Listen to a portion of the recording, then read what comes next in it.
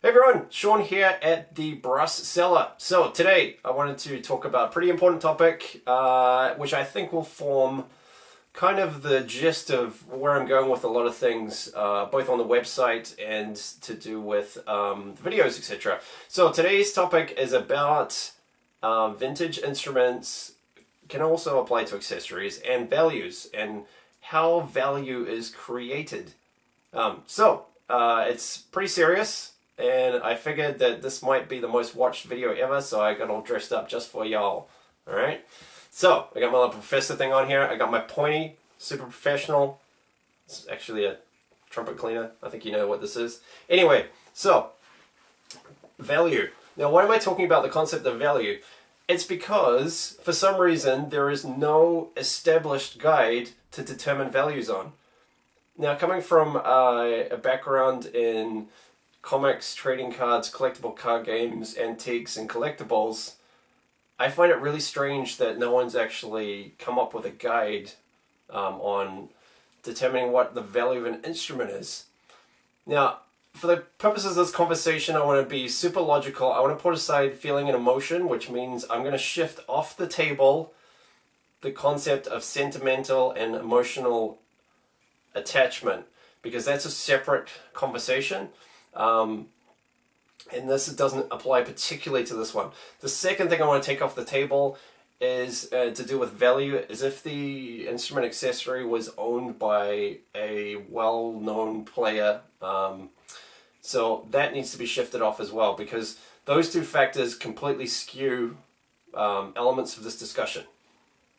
So, and I think those are also going to be really interesting video discussions for later. But anyway, using my super professional presentation skills, I've prepared this here handy dandy chart, which has 6 things on it, which I think in combination form the basis of why your instrument might be valuable or non-valuable. So, they are rarity, playability, brand recognition, demand, condition, and age. Now, all of these separately, now if you wanted to go onto this list and really point out one, I think demand is probably one of the most important. Obviously the old Economics 101, if you didn't take that class, I'll give you a quick crash course. If you have an item asset, let's say you have a vintage Martin Community trumpet, and it is in demand, it is in short supply, and demand is high, the chances are that the instrument's going to be worth a lot. Now, if I had 1,000 of those and I dumped them on the market, the supply would be quite high, the demand would be eaten up, and the price would drop because everyone has been satisfied. So then everything slides down because you've satisfied the market and there's nobody else, so your demand drops. So demand is probably quite important, one of the most important factors on that particular chart. Now, but I want to talk about all these other factors on here as well. Rarity by itself, I believe, does not determine the value of an instrument. You can have a really obscure maker and it could be a one-off prototype that no one else has, doesn't mean that it's going to be super valuable. One of the things that drives me nuts on listings and advertising that I see is like, oh, rare, super rare instrument, but actually there's like 50 of them that I can easily pull. Or it's so obscure, I've never heard of it, and it's not a recognized brand maker at all. It was some boutique maker from the 1910s. Does not equal a super valuable instrument. Playability, I think as trumpet players we would like to play the instrument. It's one of the primary reasons that we do what we do. So I think playability and, for example, does it play in tune? Can we use it in concerts? Can we use it in performances?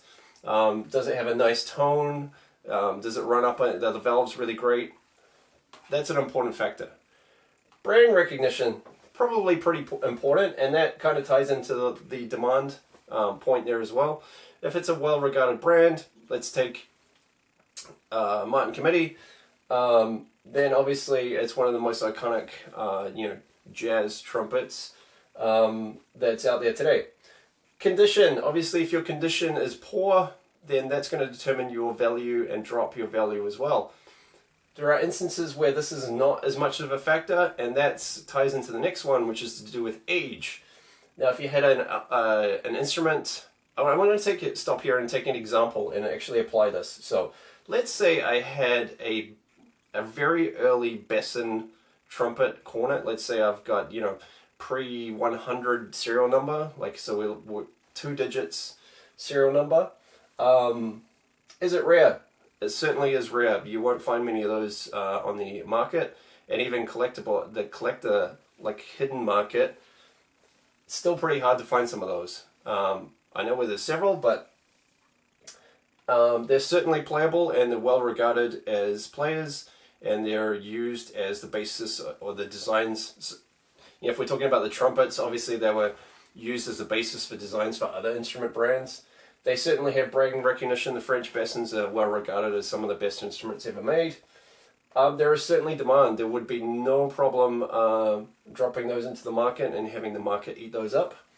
Now, condition, if it's battered and it's certainly old, so you're talking early 1900s, probably pre-1900s if you're talking 3 digits. Condition's going to be less of a factor, because at that point you're looking at how much does it cost to restore the item to get it back to being playable. So that's how that applies to that. If we use another example, let's use my own.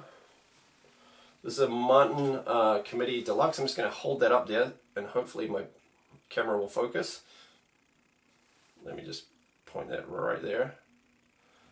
So this Martin is not in great condition. It's a 1947 medium bore deluxe model. Is it rare? It's not particularly rare. It's certainly hard to find one. Does it have playability? Yep, this thing is my pick of all the ones that I have, actually. Certainly has brand recognition. Certainly in demand. I could probably sell this, easily if I would decided to sell it. Condition, so that's why I held this one up. Cosmetically, not fantastic. In fact, it has the classic bell droop, which could be easily rectified. But honestly, I don't want to touch it because the playability is so good. And the age, it's from 1947, so yes, it is an older instrument. So that obviously, all those all those 6 tie together. So to run through that again, in summary, the value of an instrument is not determined by one factor, it's determined by a combination of those factors, which would probably lead into this one in the middle, creating demand, rarity, playability, brand recognition, demand, condition, age. Combination of those factors will likely mean that your instrument or your accessory is more valuable. So, do you agree with me? What do you think? Do you think I missed something off the list? Drop a comment below. Send me a private message via Facebook if you don't want to go public with your thoughts. You can reach me on the Gmail, or you can contact me via the website once that's kicked up and ready. So, the concept of value and how it's determined. Hope you enjoyed the video. I'll see you on the next one.